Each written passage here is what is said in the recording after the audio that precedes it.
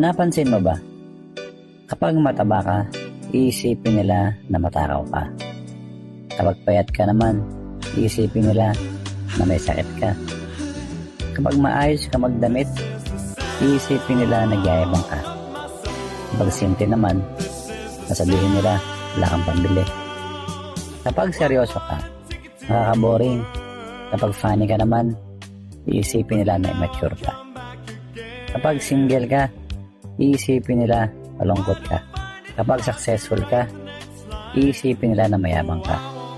Kapag naghihirap ka naman, iisipin nila na tamad ka. Ano man ang gawin mo sa buhay, meron at meron masasabi ang mga tao sa paligid mo. Kaya gawin mo kung ano yung nagpapasaya sa'yo.